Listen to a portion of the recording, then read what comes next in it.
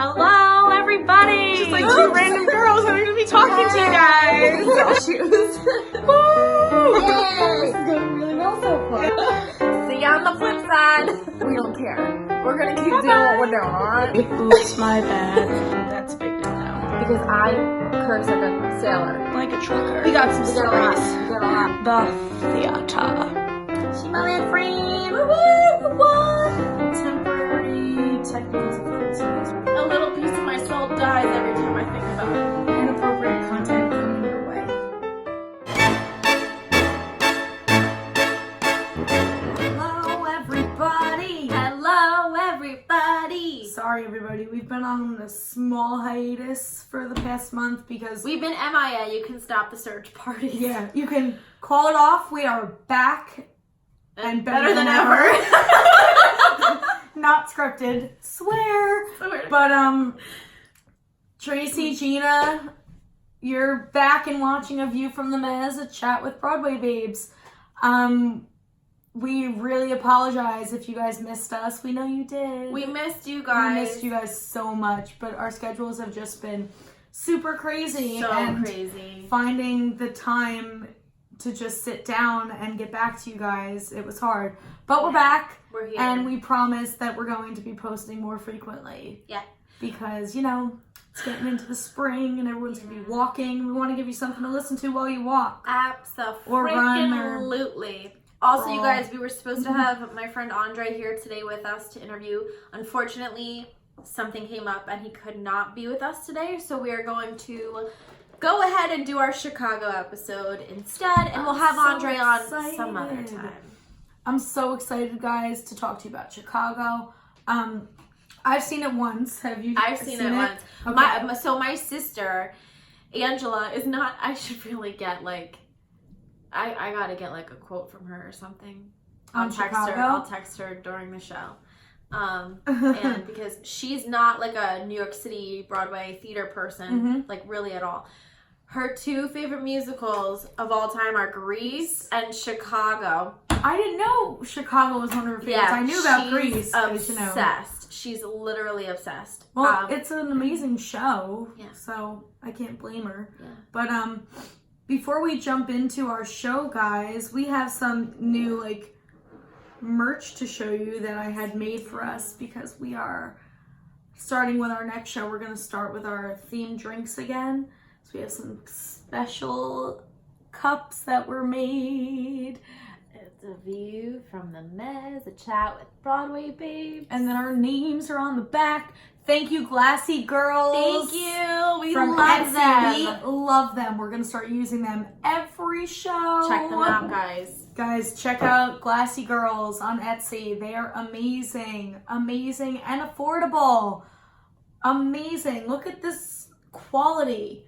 Gorgeous and quick. Check it on out. Check it on out. Check it on out. I don't want to be rude. Can I use your phone to text my sister, or do you want to text her? Yes, Why don't you text Ange and I will tell the people over here. Oh wait, time. What? Before I text Ange, I have to tell you guys what show I saw last night. Oh my god, yes. Because we're gonna add it to our thing. It's going in the hat. It's going in the hat, It's going in the hat. Last night, I saw Beetlejuice the musical in its third preview performance. That's some cool shit. Guys, like, it was awesome. I didn't know what I was in for when Chris and I walked in, but like they transformed the Winter Garden Theater. Oh my god. And you feel like you're walking into like Beetlejuice world.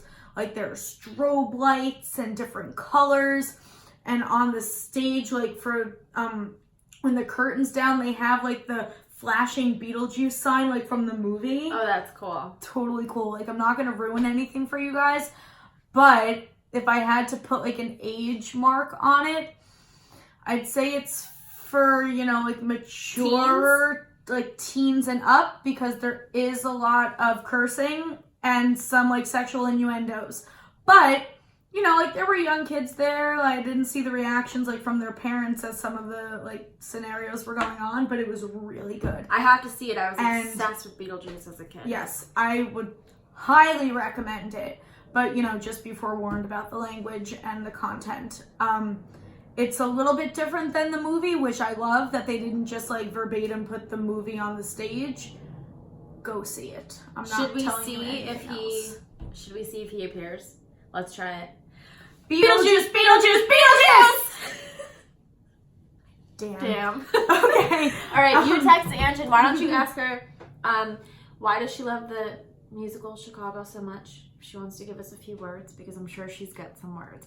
And in the meantime, I'm going to give you guys a little background on Chicago. So Chicago is an American musical with music by John Kander, lyrics by Fred Ebb, and book by Ebb and Bob Fosse. Set in Jazz Age Chicago, the musical is actually based on, which I don't think a lot of people know, it's based on a 1926 play of the same name by a reporter named Maureen Dallas Watkins, where she wrote about actual criminals and crimes that she reported on. Oh, that's really cool. Yeah. I didn't know that. The story is a satire on corruption in the administration of criminal justice and the concept of the celebrity criminal, which we have a lot of those today, the celebrity criminals. You know, popping up everywhere. Mm-hmm. And then they get out of jail for free. They get the get out of jail for free card. The original Broadway production, We See You, opened up in 1975 at the 46th Street Theater and ran for 936 performances until 1977. Yay. And let's see. Following a West End debut in 1979, which ran for 600 performances, Chicago was revived on Broadway, thank goodness, in 1996 and a year later in the West End. And the Broadway revival holds the record as the longest-running musical revival and longest-running American musical in Broadway history. Wow. It is the second longest running show in Broadway history, behind only the Phantom of the Opera having played its 7,486th show on November 23rd, 2014, surpassing Cats. Wow. Okay, so basically, do we want to talk a little bit about like the plot? music and the plot? Yeah, let's talk about the plot. Because it's a really, really good show. It's some good stuff. Oh, they also made a movie. They did. Reese Witherspoon, Catherine Zeta-Jones. Sorry, not Reese Witherspoon. Oh my God, what is her name? The one who had the plastic surgery, or everyone thought she had plastic surgery? Sorry, not Reese Witherspoon. It's I'm thinking Roxy Hart, which is the character's name. It's Bridget Jones. Yeah. I can't think of her name. Oh my God. I'm gonna kick myself. Renee Zellweger. It was an R, guys. She was wrong with R. Reese, Renee. They both have the R-E. Renee Zellweger and Catherine Zeta-Jones as Roxy and Velma. And then I'm just, blanking on names today. Richard Gere played Billy Flynn. Queen Latifah. Matron Mama Morton. Christine Baranski. She played Mary Sunshine, the reporter. Oh, I forgot about that.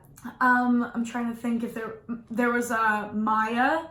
She was one of the mistresses of Murderers Row that sings in Cell Block Tango. So good. That song is amazing. I'm trying to think if there were any notable names. Well, I'm sure we'll come across John C. them. Reilly.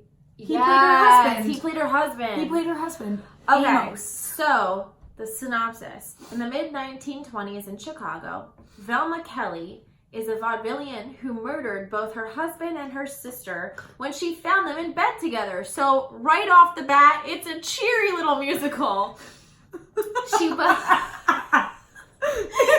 Velma. It just makes you want to, get up and dance.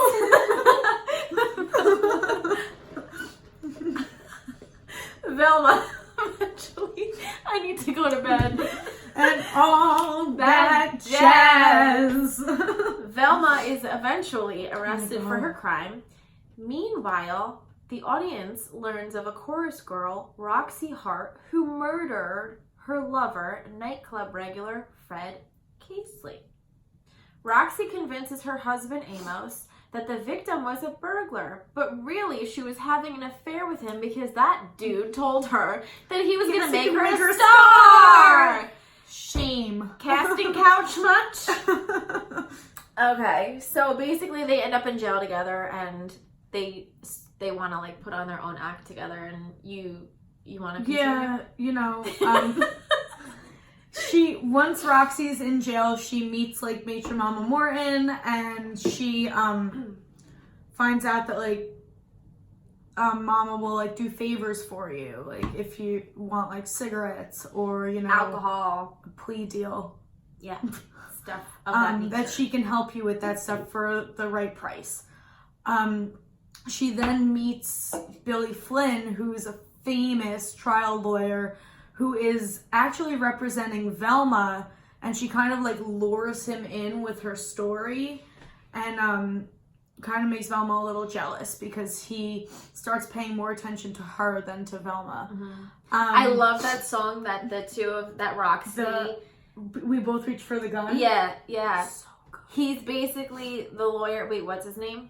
Billy Flynn. Billy Flynn is sitting in a chair, and Roxy is sitting on his lap, and it's almost like puppet-like. Yeah, he like uses her as a puppet. He's using her as a puppet as he's having her tell her story to reporters and everything, and it's so cool. Really cool. So I'm trying to see.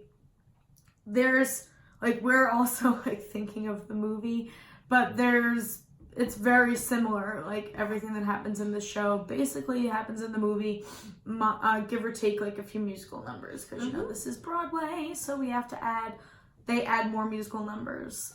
Yeah. Obviously, this show is like for adults only.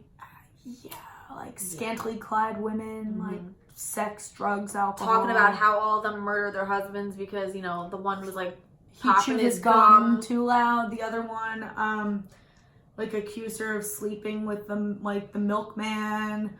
You know, one of the women like doesn't even speak English. I think she's Hungarian. Yeah, so it's not kid friendly. So leave the kiddies at home, guys. Date night for mommy and daddy. Yeah, so like, it's on Broadway like right now. So. Yes, go see it.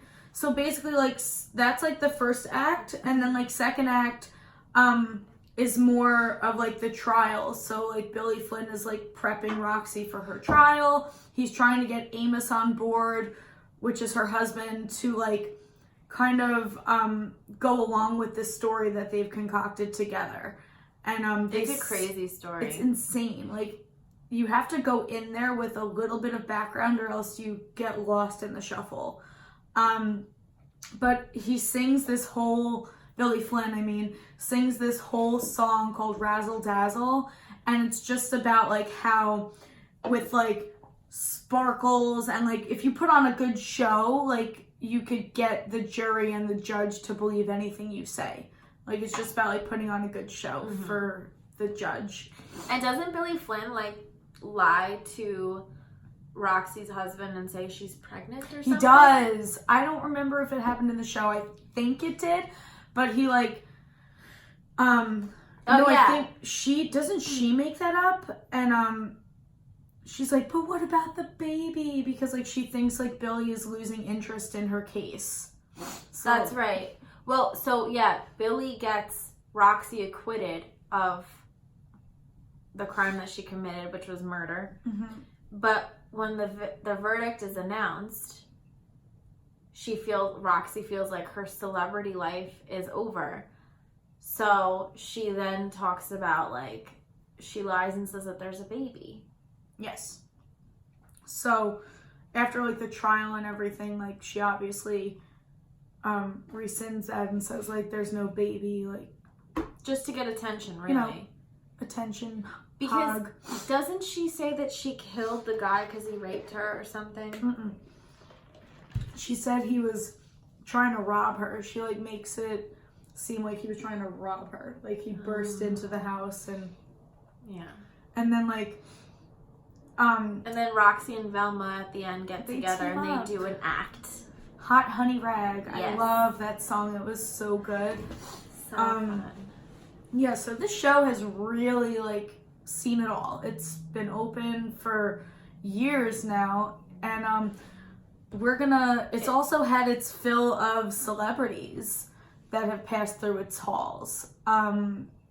Let's just start with a few, like Cuba Gooding Jr., Todrick Hall, my favorite, BB Newirth, Mel B from the Spice Girls. Patrick Swayze. Yes, obviously before he died. No ghost moments. I'm trying Nene to Leakes think. from Yes. Housewives. There were just so many Lisa guys. Rinna from Housewives. Rumor Willis. Let's Billy Ray see. Cyrus. Billy Ray Cyrus. I don't know how that Jennifer one went. Nettles. Yeah. I already said BB Newirth. For any of you Grey's Anatomy fans, when I went, Chandra Wilson was in it, and I actually have a picture of her with us. She played, Not me, I wasn't there. sorry, not with us. Not with like, us. a bunch of people. But she played Matron Mama Morton, and she killed it. She was incredible. I'm trying to think of any other namely names. Michael C. Michael Hall. So many. There's really too many to name. This is definitely one of those Brandy. shows. Yeah, they've pulled in so so many many people. celebrities. Sorry guys, I have allergies. Michelle Williams, Ashley Simpson, they just pull in celebrities. Everyone. Because it's a known show. It's a known showstopper. It's everyone wants to be part of it. Yeah, it's like the Law and Order SVU of Broadway. Yes. Basically, everyone's done in it. Everyone's done it at some point in their musical career. We should also mention that it's at the Ambassador Theater in New York City. I walked past there last night and it was hopping. There were a lot of people. The line was around the block to get in. So, they're still they're still selling out. Go see it. Well, this week alone, Chicago made $655,088. Wow. And the average ticket price was $85.22, which is not a lot compared to a lot of Broadway shows that are $130. So it's doable. Oh, Usher was also in it. Usher. I forgot about that. He was Billy Flynn for a while. If you could think of the person, they were probably in Chicago at some point. Any Broadway person, and even not Broadway people, Yeah. Just everyone. Everyone. A lot of people were It's in it. good stuff. Oh, and you guys, speaking of Chicago, we recently went to see our first guest, Rob Kevlin, at the Friars Club in New York City, and he sang with Kathy Jenkins, who is an amazing singer, and she did a whole rendition of Chicago songs from songs. Chicago. Yeah. She did When You're Good to Mama. She So did. amazing. I'm trying to think what else she did. There was a few. She did a whole mashup. It was a medley of Chicago songs. Beautiful. Really great singer. And all that jazz. Was it? Maybe. Nowadays, I think it was one of them. I love that song. She's amazing. Kathy Jenkins, look her up. She reminded me so much. I said to Tracy in the middle of the show, I was like, oh my God, Judy Garland, Liza Minnelli. Yes. It was so crazy. Her look and her voice, sound. guys. Oh my God. Her sound. We love you, Kathy. We love you. But really, guys, look her up and follow Rob Kevlin because he's going places. He he really sang at the is. Friars Club. Nobody can get to the Friars Club unless you're Frank Sinatra and Barbara Streisand. You're not getting in there. No. And he did. And he got us in. He got us in. It was and cool. it was really cool, guys. We did some exploring. Yeah. We're going to have Rob back on the show as a follow-up to, his concert that we promoted on our last episode. Sold out at 54 Below. 54 Below, you guys. Amazing. And he's already talking about going back. Mm-hmm. And They want him to back. come back because he sold out on a Friday night. He sold out. Crazy. Is that it for Chicago? If my sister gives a comment I'm still waiting for a comment from Ange, but well, if we get it, I'll throw it in later. denied. On.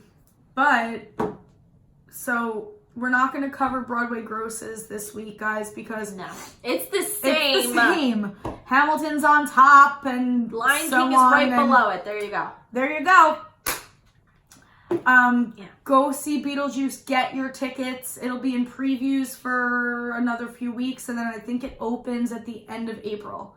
I can't believe we're in April already. I can't either.